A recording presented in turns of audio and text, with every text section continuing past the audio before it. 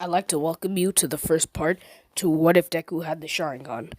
Okay, so in this What If, disregard everything you know about Deku and his fathers and their quirks. Deku, as you know, in the original anime was more quirkless, while his father had a fire breathing quirk. That's not the case. His father has a different type of quirk. It's an ocular quirk that changes his perception and it allows him to perceive things more acutely than other people. Thus, he has, and it also enhances his physical capabilities. Um, so this is then passed on to Izuku. That's how he has his Sharingan. So one day, Izuku's watching an All Might video, and then he says the same lines as All Might, and in sync, the two of them, he makes his All Might face. You know, the one from the anime. Um, and then he's like, I want to be a hero exactly like All Might when I grow up, and I know I will. And then his mom tells him, Izuku, we're going to the doctor now, because today's the day he's going to get his quirk checked. So on the way to the doctor's, in the car ride over, Izuku is looking out the window, and then he notices a butterfly, and the butterfly is moving incredibly slowly. He pulls down the window and reaches out, and he can touch it, and its wings flutter on his finger for only a second before it flies off. And then he rubs his eyes, and he notices it seems like time has sped up or returned to its normal state. This is just the first example of him realizing the quirk. Okay? Okay. Also, I'm going to take some creative liberties in this what if, like adding a villain for the purpose of the story. So, Deku goes to the doctor, and the doctor tells him, your son does have a quirk. And it seems to be like your husband's, an ocular quirk that seems to enhance his perception and his physical abilities. And then he turns to Izuku, and then he's like, young man, have you been experiencing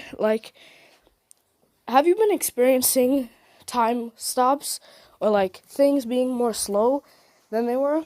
And then Izuku answers, yes, sir. In the car ride over here, I saw a butterfly, and it was moving so slowly. I touched it. You know, I really touched it, and it flew off. And then the doctor's like, I guess I was right. As soon as Izuku learned about his quirk, he tried to activate it so many times. He kept focusing really, really hard until he finally notices time slowed down again.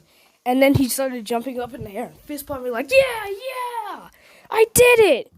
And then the next day at school, he's showing off his quirk to his friends. Because it's like, he didn't even get sleep that night. He just kept practicing activating his quirk. So he could activate his quirk in a split second. And then Bakugo comes up and he's like, what the hell? What are you guys doing? And then they're like, check out Izuku. His quirk is so cool. And then Bakugo's like, And then, so he walks over to Izuku and he sees, and then he's like, whoa, your eye. And then he's like, I know. I finally got my quirk, Kachan. And then Bakugo's like, okay. And then Bakugo's like, I challenge you, Deku. And then Izuku's like, okay, Kachan. So, after their kindergarten teacher's like, you guys can go outside. The two of them go outside. And Kachan, his goons aren't there. They're just watching. And so Deku activates his quirk.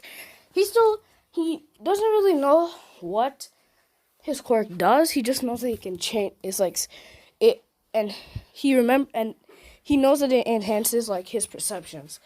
And then he thinks back to what the doctor said: enhance physical strength and speed.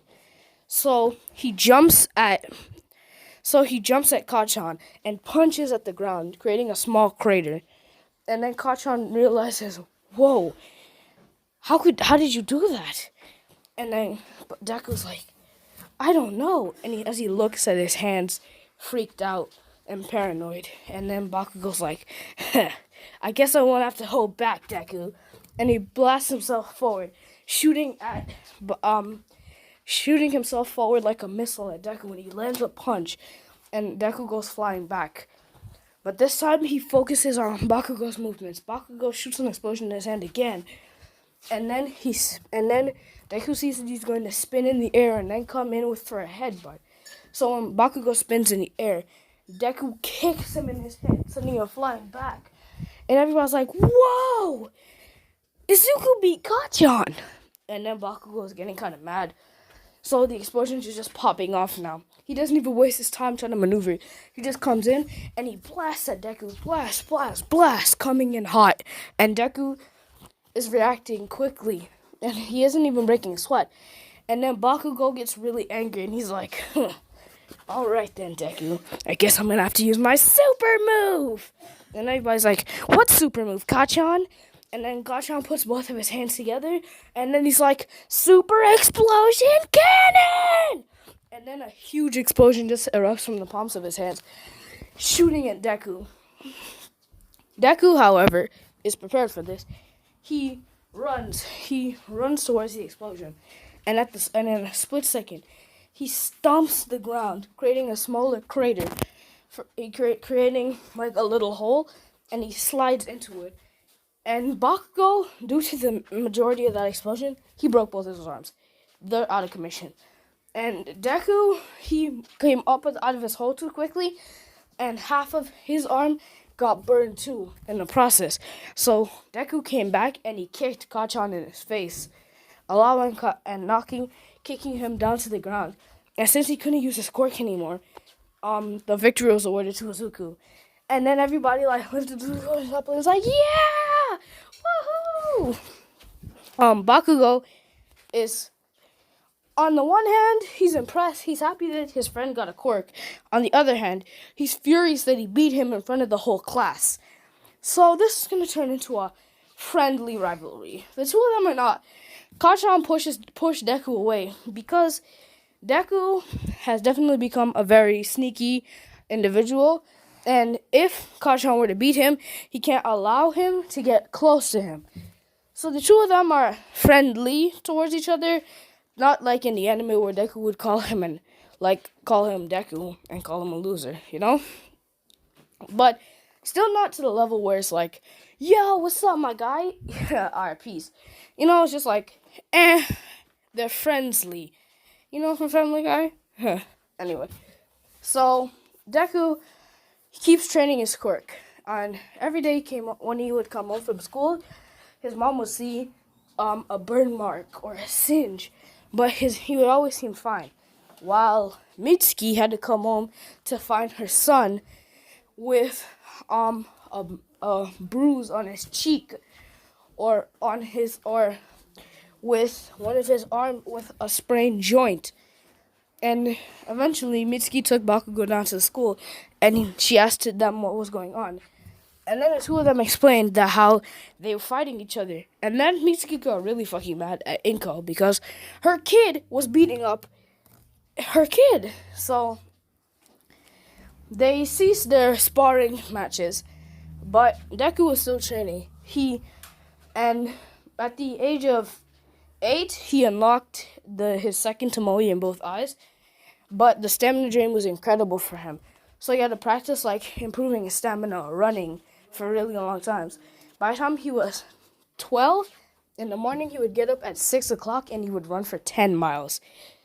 At the end of middle school, he had developed his third Tomoe in one eye. Not both of them, just one eye. So Deku comes home from school one day, and he sees his mom holding a letter in her hand, and it was from Deku's father, and it was a death certificate. It turns out that Mr. Midoriya had been killed in America. They said that how the person had a quirk that seemed to allow them to weaponize heavy pockets of weaponized air, because he had been choked, but there was no noticeable marks around his neck, and his eyes were taken. Whatever that meant. There were Mr. Midoriya has a Mangekyo Sharingan because he's a grown ass fucking man who's at his quirk for years. Don't give me that. But what the hell? He's not a hero. He uses his quirk in his day-to-day life. Jump off my balls.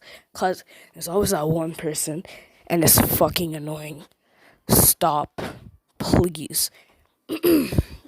Anyway, Deku holds his bawling mother in the kitchen as she cries into his arms.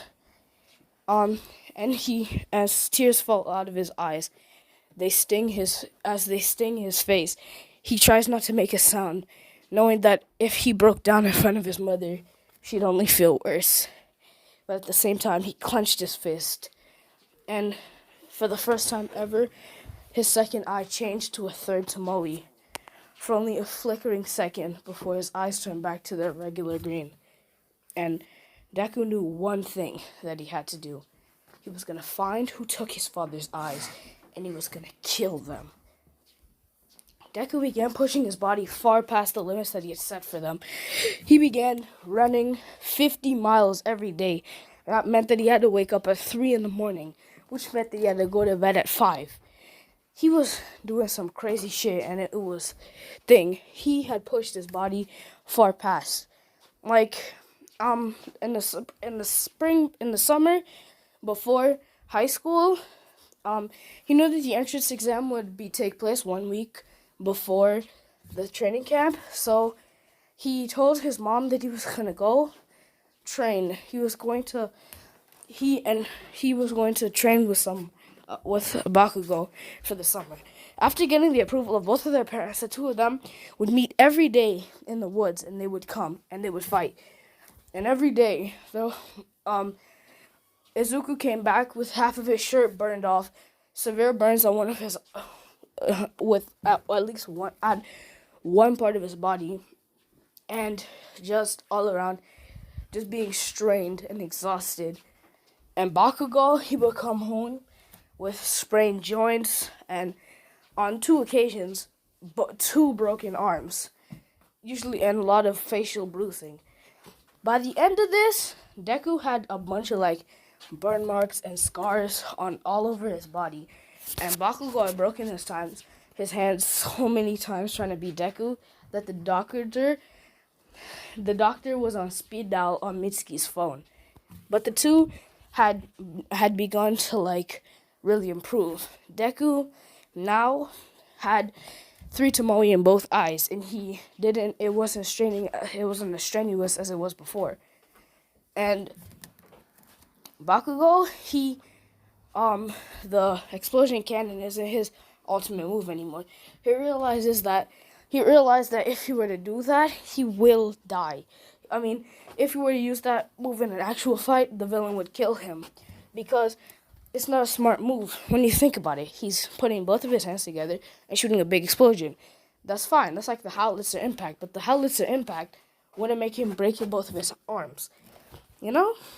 Because of the rotation. The rotation alleviates the pressure put on his arms. So, the two of them take the written exam. And they're not put in the same place, just like in canon. So, everybody starts the test off. And Deku's there in this turquoise tracksuit, and then as soon as he hears go, he stretches himself out, and then he rips off his shirt for the tracksuit, revealing a lot of scars on his chest, and he began booking it. He was keeping pace with Ida and shit, right? So my man got his 3 Tomoe, he activated his Sharingan, and he punched 2 robots simultaneously in the heads, destroying them. And then he just kept wrecking robots for the majority of the test. And that's great and all, but, this is part of every What If Channels thing, but it's different this time. The 0 Point robot, instead of the thing, Uraraka was trying to save somebody, and it was Ida. Ida had someone had stuck a rock inside one of his engines, which when he tried to use to boost out of there, he had broken his leg, and he was now trapped there. And Araka was trying to help him up from under the rock from to help him away from the path of the 0 Point robot. But once again, all all Araka sees is a huge boulder being thrown at her.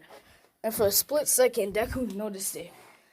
And his body moved without him. He jumped in front of the girl, and he smashed the boulder in half. And then he saw who did it.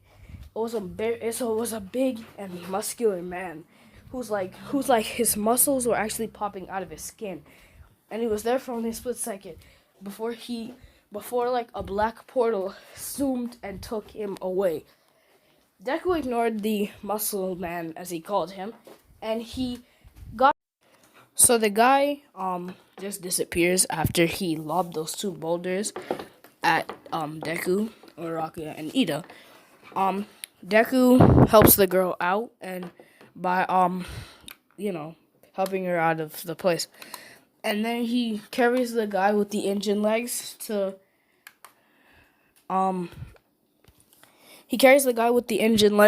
Recovery Girl so that he can get healed up. And on their way there, the engine guy to ask Deku, "Why are you helping me?" And then Deku looks at him confused as he zooms to Recovery Girl's office. And then Deku's like, "What do you mean?" And then he's like, "Why are you helping me? You could easily just lock me down somewhere where I won't get hurt and get back to helping everybody else." Well, two reasons. I told that girl I'd help you. And two, the guy could always come back. So, alright, I'll take you. The engine guy, was very confused of why Deku was you doing this act of charity. And then he began to think, so you know. And then Deku's like, "Know what, man?" And then he's like, "Don't play games with me. You know I'm from the Ida family." And then he's like, "Okay." And then Ida's like, "Listen, I'm not going to reward you for helping me. So you can just drop me on the side if that's all you care about." And then Deku looks at him, and he's visibly pissed. And they're in front of Recovery Girl's office. And then he's like, "I was helping you to help you, you asshole. Maybe instead of fucking thinking that everybody's out to get you, maybe you can finally understand that not everybody is a trifling ass bitch." And then he just walks away, leaving Ida sitting there stumped as to why this man had helped him. Deku rushes back, and he realizes there's only 2 minutes left. The 0 Point robot still is looming over the test, but everybody's just running away from it. Deku runs in to smash a robot when he sees this guy with like a really big tail come in and smash the robot to pieces. And then he jumps over the tail guy, and he kicks through one last robot. And then he makes eye contact with the girl that he saved earlier. And then she smiles at him. And because he was blushing, there was this guy who was really short and had these weird balls on his head. He shoved him, and then he's like, "Hey, what the hell are you doing, man?" And then Deku's like, "What are you talking about?" And then he's like, "Oh, I know your type. Only becoming a hero so that you can get girls." And then before Deku could say no, and then Minetta's like, "We're gonna be best friends." Deku shoves the guy off him and says, "I want to be a hero to avenge my father, not to pursue such desires." And Deku says that as he walks away. And he's just thinking about all these people that he's met so far. And he prays that how they won't be his classmates. And before he could destroy another robot, all time runs out. And Deku reasonably believes that if he might pass. Because he didn't destroy that last robot, he doesn't know if he has 60. If he doesn't have 60 points. He needs 60 points to pass. To pass at least. So A couple days after the incident, Deku's just waiting around his house with like wondering when is this UA thing gonna get there? When is it coming? When is it coming? And he's freaking out. And Inko's like trying to tell him, "No, Izuku, it's okay. Nothing's wrong." And then on like the 7th, after a week, Izuku gets a letter from UA, and the letter tells him he's been accepted. He plays third. After no, he plays second, and Bakugo plays first. Izuku was kind of impressed that his friend had done very well, but he was also angry because he felt as though he could have done better than Bakugo. On the first day of class, Izuku stands in front of the door, and he's like, "This is my first step to being a hero." And he walks into the thing, and then he sees Engine Guy, and then Engine Guy tells him, "I'd like to." And then Engine Guy bows in front of him, and he's like, "I'd like to deeply apologize to you." And then Izuku's like, "You don't have to bow, and I forgive you. I understand that your family is a bunch of pro heroes, and someone helping you for no reason is a very common. So I understand that you're a little bit confused." Anyway, he stands in front of the class, and then he's like, "Hi, my name is Izuku Midoriya, and I'm planning to be a great hero. That's all." And before he steps off the stage, a girl with shiny black hair looks at him, and she's like, "So you're the one." And then he's like, "What do you mean?" And then she's like, "There's a rumor going about a particular student. I heard he saved 2 kids from a not so nice fate." Tune in next time to find out what happens to Deku, Uraraka, and everybody else in this crazy new tale to What If Deku Had a Sharingan. Bye, guys!